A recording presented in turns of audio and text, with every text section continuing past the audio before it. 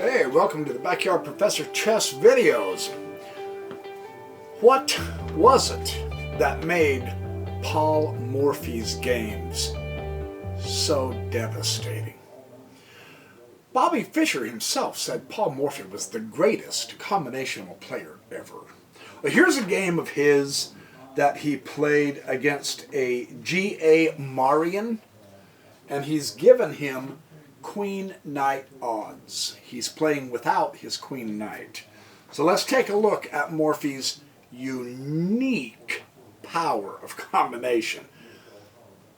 I'll play this through and I'll do a couple of comments.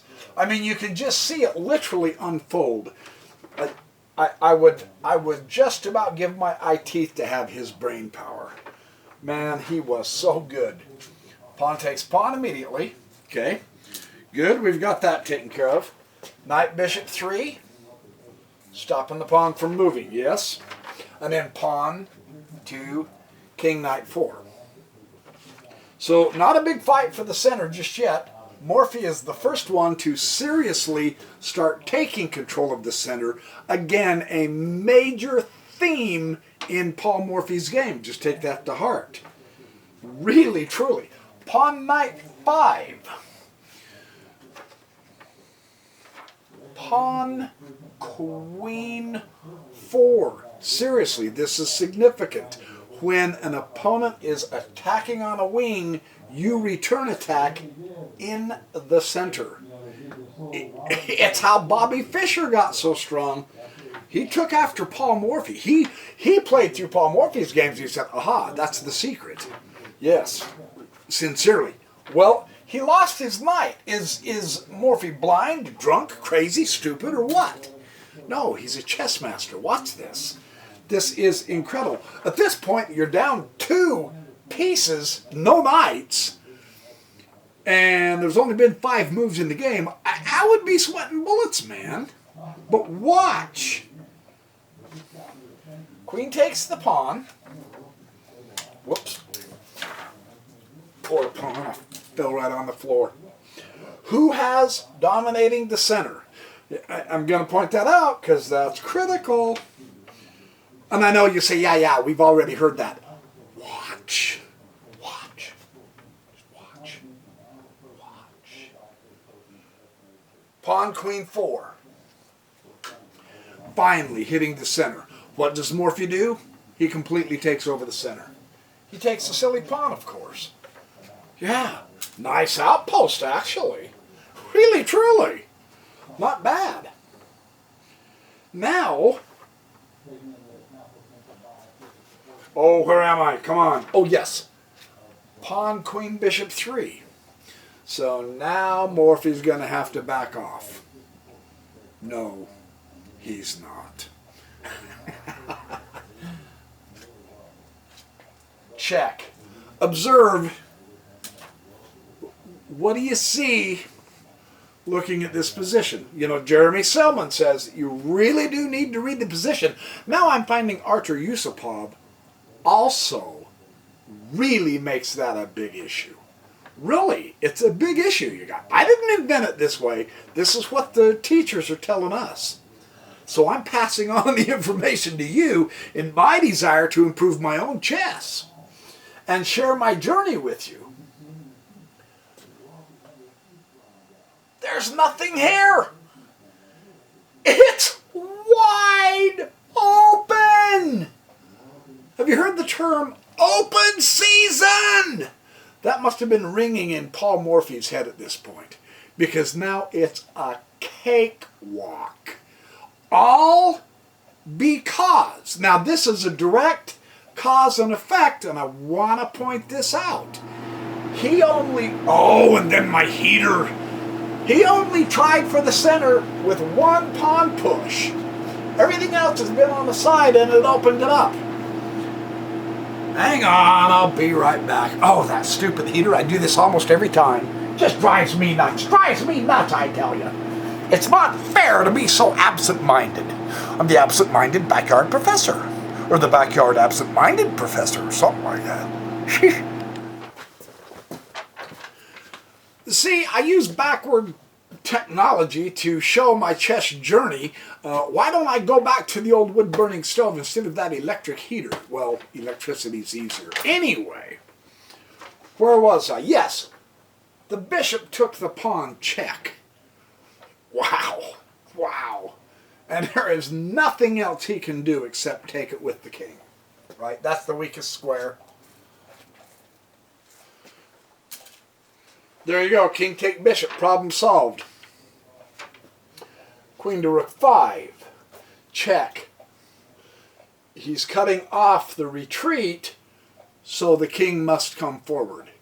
In a completely open field, and he goes to here. I'm just pointing that out. Now, does he continue trying to check the king? No, but he maintains the initiative. Now, obviously, Morphy's got the initiative here. Please tell me you realize that, right? Well, now it's time for the bishop to take the pawn. Notice also how Morphy is beginning to bring out his pieces for the attack. In the wide open territory, he continues bringing out his pieces for the attack. Another standard motif in these kind of games. Bishop King 2. Okay, his opponent brought out a piece, but really? You know, yeah. Well, anyway. Castle. Castles. Yeah. Queen takes pawn. Okay, now. Check. Now he's attacking the center. Now he's attacking the center. Well, the king has to go to rook 1. And now the queen continues attacking the center, taking the other central pawn. Now, it looks like black is dominating the center in a wide open field, because black is dominating the center in a wide open field against the great Paul Morphy. What do you do in that instance? You pray to the God of Paul Morphy and say, hey, would you mind coming and helping me now? Oh, come on. Yeah, here we go. Queen, rook, king 1. That moron. He's using his open files.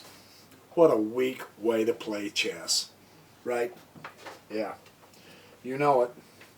Well, now look. Hey! He finally made a good move with his queen, but he's too late. Notice this. Really, sincerely, he is literally too far behind. He really is. He doesn't have enough to build a fortress around his king, which is what he's trying to do. And he is making a noble effort with his most powerful piece. You got to give him that.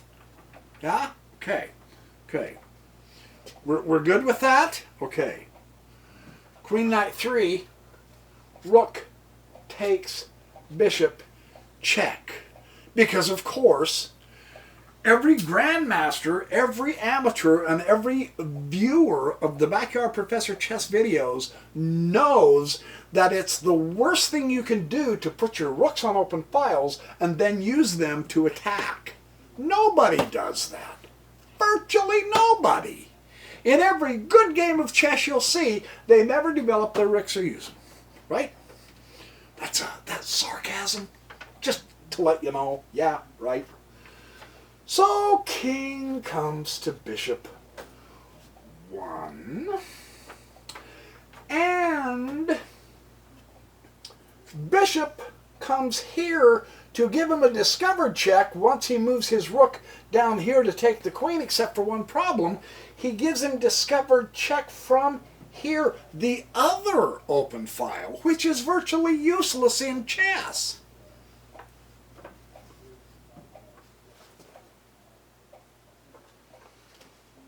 Just making sure you're paying attention.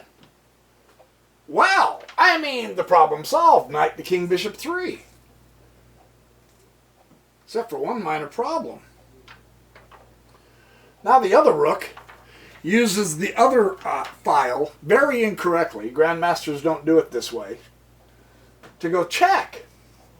And you can virtually see that Morphy has no power in this game whatsoever at all in any manner. This guy is going to waltz all over Morphy. Morphy's guarded by the queen, right? Yeah? Look. It's easy. No more check.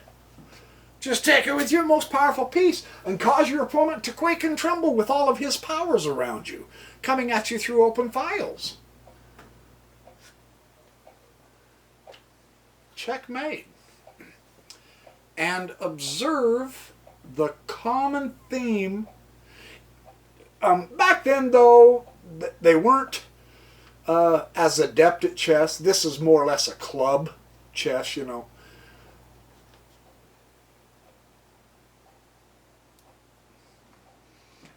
I mean, you know, that needs no commentary. There's not one piece down here. Not one. Not even one. In fact, the first one was gone. They're all over here.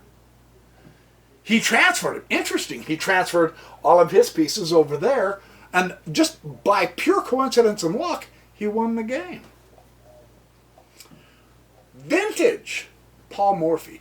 Vintage Grandmaster play. And vintage lesson for all of us who want to try to improve our chess. Again, simply a repeat of dozens of my former videos, except this time with Paul Morphy. Hope you enjoyed the video. Have fun, be good, do well, be great, and remember, something dawned on me the other day in one of my chess training games that I'm going to share with you. If we haven't lost 10,000 games of chess, then we don't know how to win. And that's the paradox of chess, man. And it's terrifying because that's spooky to know you have to lose 10,000 games to learn how not to lose so you can win. But that's the way it works. Unless, of course, you're Paul Morphy, and none of us are. Rats. I wouldn't even mind being him reincarnated, you know. All right. Have fun. Thanks. There's your video. And stay tuned. There's more coming down the pipeline. Yeah, baby.